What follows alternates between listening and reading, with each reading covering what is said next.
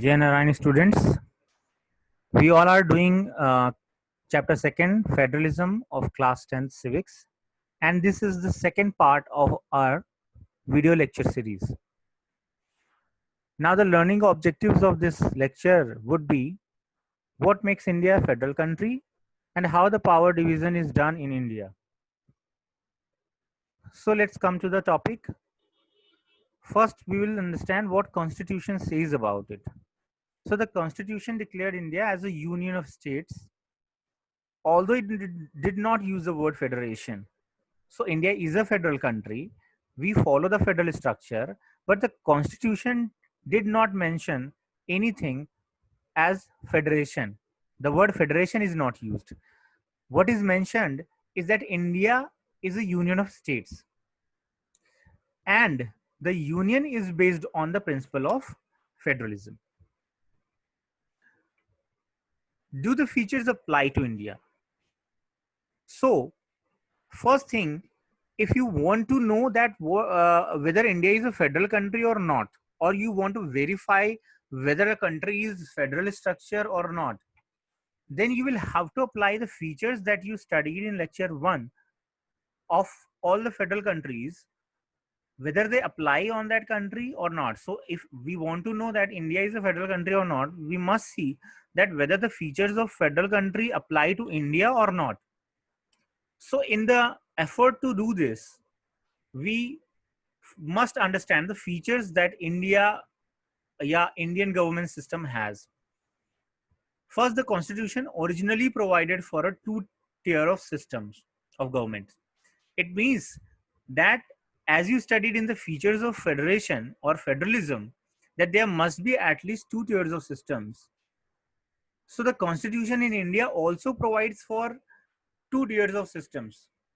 And we are talking about the original constitution because it is written that constitution originally provided for a two-tier of system. So it means that India had the first feature of federal country. Now we talked about the original constitution and it had mentioned two-tier systems of government. But now after sometimes it was felt that there must be a third tier of system also, third tier of government also. So third tier of government was introduced, which we know as panchayats and municipalities, or you can say the local self-governing bodies. So the third tier of federalism was added in the form of panchayats and municipalities later on. And these different tiers enjoy separate jurisdiction as the feature of any federal country must have. And we studied in when we were studying the topic features of federalism, that there must be separation of jurisdiction. The central government, the state government should have separate jurisdiction regarding the administration, legislative, and taxation. The same is applicable to India.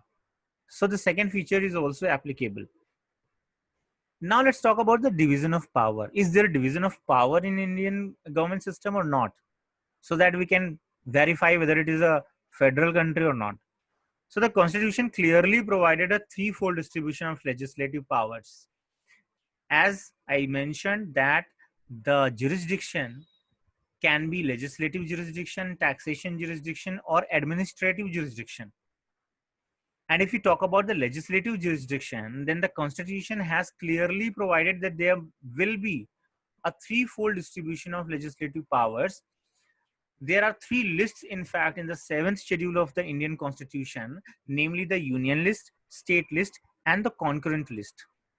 And these three lists we are going to study in detail and understand how the division of power is done between the central government and the state government. So the first we are going to study is union list. Now the union list includes subjects of national importance such as defense of the country, foreign affairs, banking, communication, and currency, because we need a uniform policy on these matters throughout the country.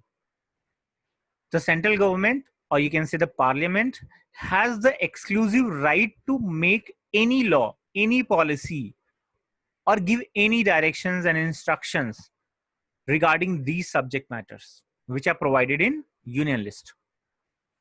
So all the subjects written in the union list are generally of national importance, and we need a common, a uniform law all through the country regarding these topics, such as the foreign affairs and banking and communication and currency.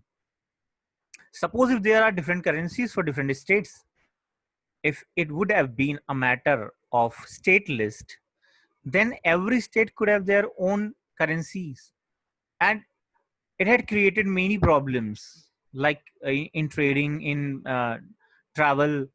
If you are going some other state, then you should have that currency of that state. So the common currency throughout the country is needed. Similarly, the common communication system, the common communication rules and regulations, the common banking system, these all are the matters where we need a uniform policy, we need a uniform law throughout the country. And the union government alone can make laws on these matters. Second is the state list. The state list actually contains subjects of state and local importance, such as the police, trade, commerce, agriculture, and irrigation.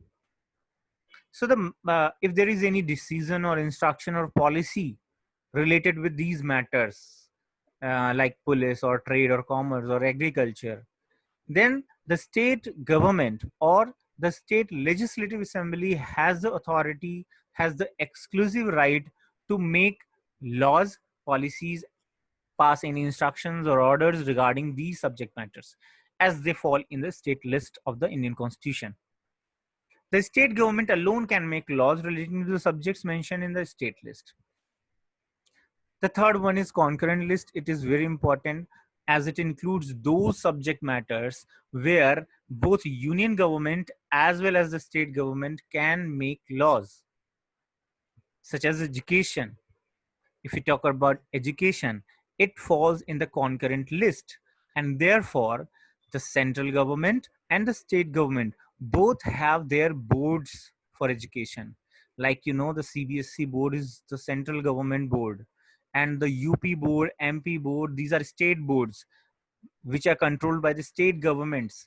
So education falls on the concurrent list, and therefore union government can make policies, can make laws, can make orders regarding this education. And state governments also have their agencies, or you can say their schools which impart education, and they also can make rules, syllabus, regulations, and decide the syllabus of these uh, state board schools. So this way you see that in the matters of concurrent list items, uh, both of them, the central government and the state government, have authority to make laws and make policies. Similarly, the forest, this forest is a topic of concurrent list. The central government can also make laws relating to the forest, and the state where such forest is situated, located, that state can also make some rules and policies in with regard to that forest. Same is with the trade unions, marriage, adoption, and succession. There are laws which are uh, applicable throughout the India for marriage, adoption, and succession. But the state governments, the state legislative assemblies have been given freedom to add on something which is necessary uh, with regards to the circumstances, the conditions of their state. Like if in a particular state there are some rituals uh, regarding the marriage, then that state assembly, that is state legislative assembly, can mention it in the laws made by the central government, the parliament. These are called the state amendments. So there is a scope of state amendments in such laws which are related to the marriage, adoption, and succession. The states can add their own required laws and some other new sections that are with the, you know, like they are required, they are according to the rituals, they are according to the conventional system of the state, that particular state. So both the union as well as the state government can make laws, as we discussed, and if their laws conflict with each other, if there is something which is uh, uh, if some section or some provision which is made by the central government is conflicted by the provisions of the state government, then the law made by the union government will prevail. Okay? So there must not be any contrary provisions made by the state government or state legislative assemblies. If there are any contrary, if any conflicting laws are there, if any conflicting provisions are there in any section of such laws, then they will be quashed, and the laws, the provisions made by this union government, the parliament, will prevail. What if something is left out? There are three lists: the union list, state list, and the concurrent list. And what if some point, some matter, some subject is left out from these lists, or they are not included in these lists? Then, according to the constitution, the union government has the power, or you can say the parliament has the power, to legislate on these residuary subjects. So if something is left out, like in these three lists, there is no subject matter like IT, information technology, softwares, etc. So these matters are governed by the central government, or you can say the parliament has the authority to pass any laws regarding these matters.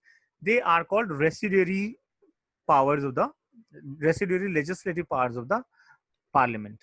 Now, what are union territories? Very important, that what are union territories? We talked about the division of power between the central government and the state government. Okay, but there are some special there is some special category of territories, or you can say units of the country, and these units are called the union territories. So there are some units of the Indian Union which enjoy very little power. Obviously, they are not states, so they do not have the powers which are given to the states in the constitution, and they are made these special units are given names of union territories, and they are created because these areas are too small to become an independent state. It means that they were not too big that they could be given a status of a state, but they're not very small also. They are not too big and they are not too small. If they would have been so small, then they had been merged with the other states. But as they have some special needs, some specific requirements, so they cannot be merged with the other states. Therefore, they are given a special status. They are called union territories, like Chandigarh, Lakshadweep, and the capital city of Delhi. They are called union territories. They have been given a special status. They are neither a state nor they are the part of any state. And the central government has a special power in running these areas. It means that they are directly governed by the central government. The central government has the exclusive right to make laws, regulations, and do take administrative actions in these states. The next is federal structure is basic feature. Very important that the federal structure is the basic feature of the constitution.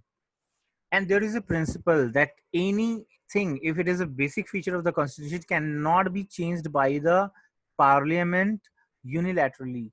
It means that parliament cannot change the basic structure of the constitution.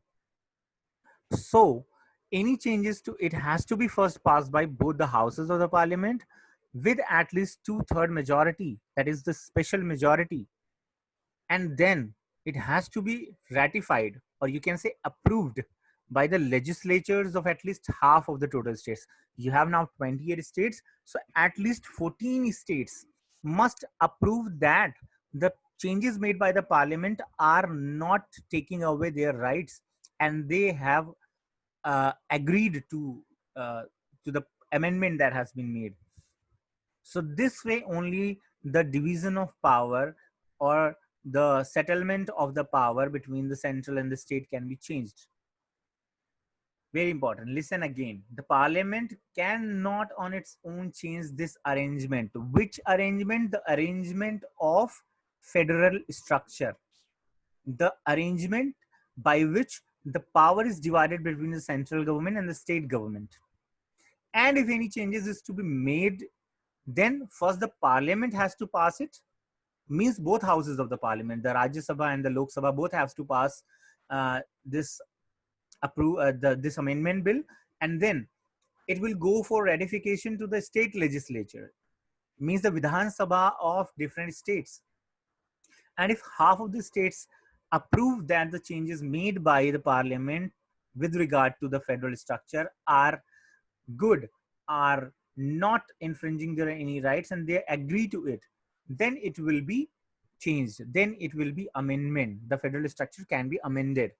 Otherwise, there can be no amendment in the federal structure, as it is the basic feature of the constitution. Next is the disputes over division. If there is any dispute between the central government and the state government about the division of power, then they can go to the High Court or the Supreme Court. These courts have the exclusive right of interpretation of the constitution, and therefore only these courts can decide whether the power which is disputed lies with the central government or the state government. Okay, so next is the financial autonomy. We had discussed that there must be, when we were studying the features of the federalism, then we discussed that there must be separation of sources of revenue also, so that both the government do not depend on each other for their day-to-day administration work, and they have sufficient amount to do their regular activities. So financial autonomy is an important feature of the federalism. And here in India, the union and the state governments have the powers to raise resources while levying taxes. They have the division of taxations, like the central government is uh, authority.